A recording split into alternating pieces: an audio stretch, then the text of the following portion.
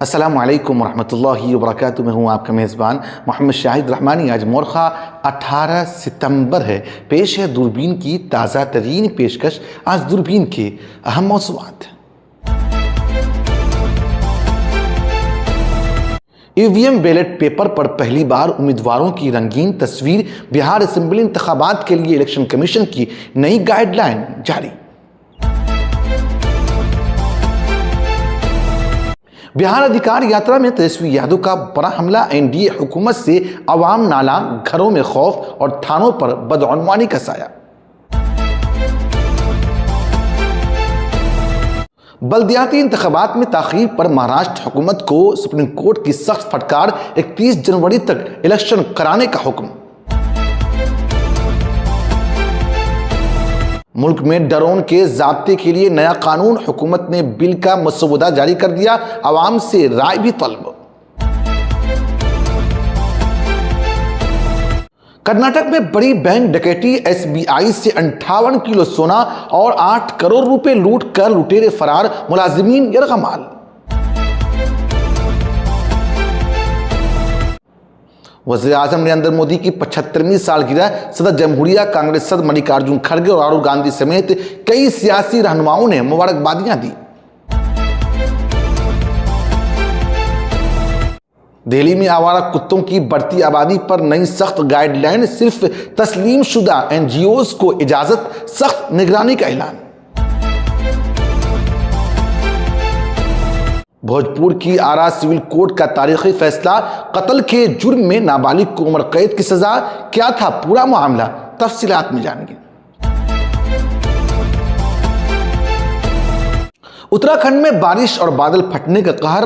15 अफराद हलाक, 16 लापता। नदियों में तुगयानी। हरिद्वार रेलवे ट्रैक पर मलबा।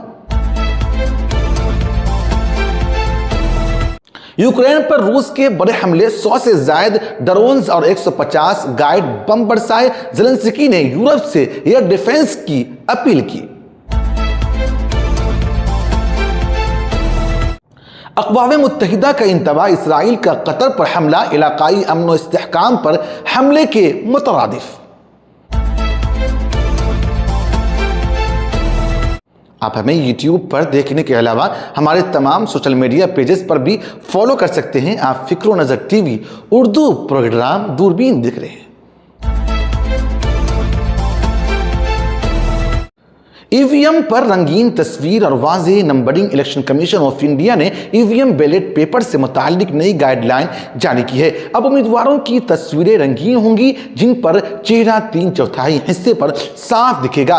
उम्मीदवारों और नोटा के सीरियल नंबर 30 पॉइंट के बड़े और बोल्ड पॉइंट में दर्ज होंगे, जबकि सभी नाम यकसा साइज और अंदाज में प्रिंट किए जाएंगे। बैलेट पेपर 70 GSM के गुलाबी रंग के कागज पर शाये होंगे। ये तब्दीली बिहार असेंबली इंतखाबात से नाफिज होगी। असेंबली इंतखाबात तारीखों का बाज़ाब्ता ऐलान बाकी है, ताहम इम्कान है कि वोटिंग अक्टूबर या नवंबर के पहले दूसरे हफ्ते में दिवाली और छठ को मद्देनजर रखते हुए कराई जाएगी। मौजूदा असेंबली की मुद्दत 22 नवंबर 2025 को खत्म हो रही है।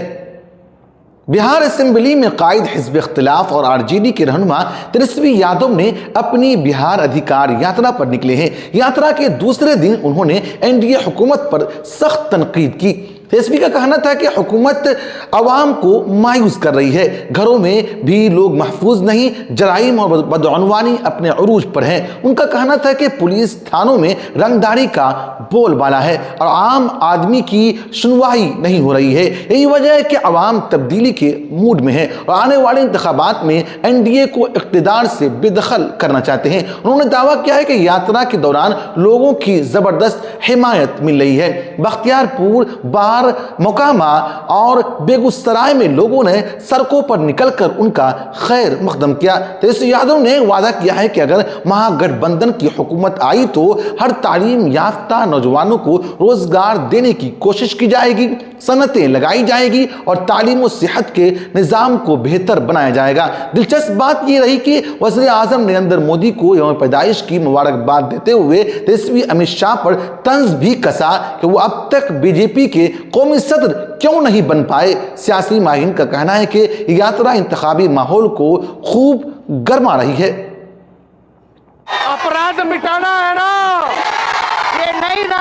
ये नई राजनीति की शुरुआत है। हम कलम आप लोगों को देने आए, हम आप लोगों को कलम बांटने के लिए आए हैं मोकामा पे। वो लोग कलम की ताकत को जानो, मोकामा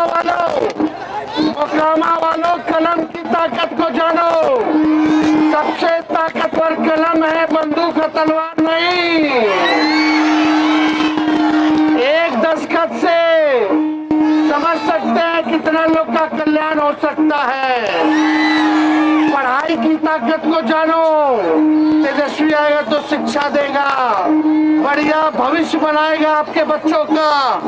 इसलिए हम चाहेंगे कि कलम जो है बच्चों को आप लोग जो है बांटने का काम कीजिए।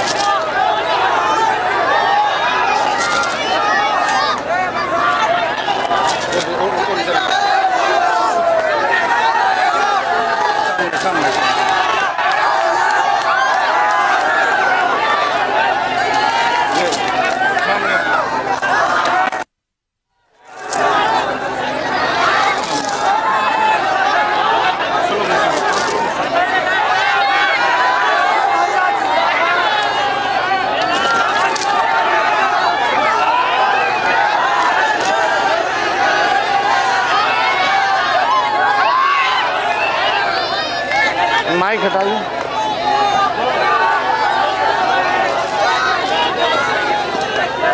नीचे से उठा के आप लोग भी दे दीजिए।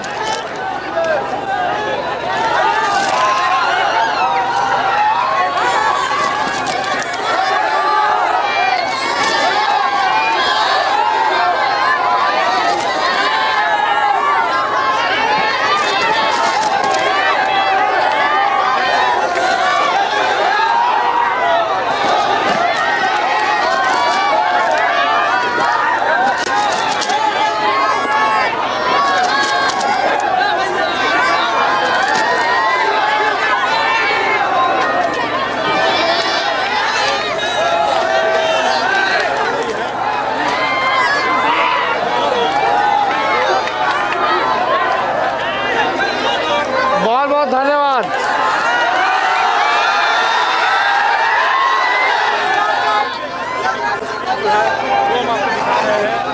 ये पेन एक आध जो है वो दे देना। सुप्रीम कोर्ट ने महाराष्ट्र स्टेट इलेक्शन कमीशन को सख्त सरजनिश की है। अदालत ने कहा है कि 2022 से रुके हुए बल्दियाती इंतखाबात अब हर हाल में 31 जनवरी 2026 तक मुकम्मल कराए जाए, मजीद वक्त नहीं दिया जाएगा। बेंच ने कहा है कि पहले ही 6 माह को 4 महीने की मुद्दत मिल चुकी है, अब मजीद ताखीर नाकाबिल कबूल है। अदालत ने साफ कहा कि अब क्या महाराष्ट्र में पहली बार बल्दियाती इंतखाबात हो रहे हैं, ये सब आपकी नाअहली और गैर फ़ालियत का सबूत है। रियासत की हुकूमत को भी हुक्म दिया है कि नवंबर के आखिर तक वोटिंग अहलकार फराहम करे ताकि वक्त पर इंतखाबात मुकम्मल हो। मरकज हुकूमत ने ड्रोन के इस्तेमाल के लिए अलग कानून लाने का ऐलान कर दिया है। शहरी हवाबाजी की वजारत ने नेशनल ड्रोन बिल 2025 का मसौदा जारी कर दिया है। उसके मुताबिक हर ड्रोन का मुनफरिद शनाख्ती नंबर लाजमी होगा। खिलाफ वर्जी पर 3 साल कैद या 1 लाख रुपए जुर्माना होगा। ड्रोन के लिए रेड और येलो जोन बनाए जाएंगे और इजाजत के बगैर वहां उड़ाना जुर्म होगा। तीसरे फरीक का बीमा जरूरी होगा। किसी हादसे में मौत पर 2.5 लाख रुपए मुआवजा दिया जाएगा। यह बिल पार्लियामान के सरमाई इजलास में पेश किया जा सकता है। कर्नाटक के विजयपुर जिला मंगल की शाम बड़ी बैंक डकैती हुई। 5 नकाबपोश अफराद ने फौजी वर्दी में दाखिल होकर 58 किलो सोना और तकरीबन 8 करोड़ रुपए नकद लूट लिए। लुटेरों ने स्टाफ को यरगमाल बनाया, तिजोरी तोड़ी और कार में फरार हो गए। बाद में वही कार महाराष्ट्र के पंढरपुर में मिली। पुलिस ने कसीर पैमाने पर तलाशी मुहिम भी शुरू कर दी है। माहिरीन का मानना है कि ये किसी मुनज्जम गिरोह की कारसताई है। जैसा कि पिछले दिनों दाऊगुड़ में देखा गया था, नुकसान का तखमीना 60 करोड़ से ज्यादा लगाया जा रहा है। वज़ीर आज़म नरेंद्र मोदी बुध के रोज अपना 75वां यौम पैदाइश मनाए। सदर जमहूरिया द्रौपदी मुर्मू, अमित शाह, राजनाथ सिंह, जयशंकर समेत कई रहनुमाओं ने नेक ख्वाहिशात पेश की। कांग्रेस सदर मल्लिकार्जुन खड़गे और राहुल गांधी ने भी सेहत और तवील उम्र की दुआ की। लोकसभा स्पीकर ओम बिरला ने कहा कि मोदी जी की क़यादत मुल्क के लिए तहरीक है। अमित शाह के मुताबिक मोदी जी ने मुल्क को आलमी सतह पर वक़ार बख्शा है।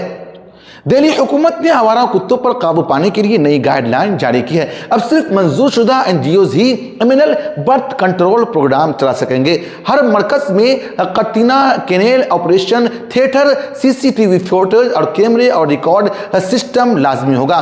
हर वार्ड में मखसूस फिंगरिंग पॉइंट्स होंगे। पालतू कुत्तों का सालाना रजिस्ट्रेशन और वैक्सीनेशन लाजमी होगा। हुकूमत ने आवाम को आगाही देने का भी ऐलान किया है और कहा है कि किसी कुत्ते को मारना या जबरदस्ती हटाना गैर कानूनी है। बिहार के जिला आरा में एक नाबालिग को कत्ल करने के जुर्म में उम्र कैद की सजा सुनाई गई है। साथ ही 1 लाख रुपए से ज्यादा जुर्माने भी आयद किया गया है। ये वाकया 2022 में पेश आया था, जब संतोष कुमार को गोली मारकर कत्ल कर दिया गया था। अदालत ने कहा है कि नाबालिग होने के बावजूद इतने संगीन जुर्म को नजरअंदाज नहीं किया जा सकता। उत्तराखंड में मंगल की रात से मुसलसल बारिश और बादल फटने के बाद सूरत हाल संगीन हो गई है। अब तक 15 अफराद जाबहक, 16 लापता। देहरादून सबसे ज्यादा मुतासिर हुआ है, जहां सड़कें बह गई और पुल टूट गए।